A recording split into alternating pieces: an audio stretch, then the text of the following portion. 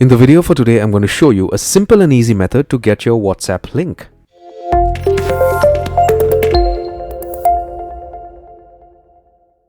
Now this works for both Android and Apple devices, but I'm going to show you how to do this on an Android device. Get a hold of your phone, and once you do that, open WhatsApp. Once you open WhatsApp, the next thing for you to do is just open any chat out here and then just type in wa.me/,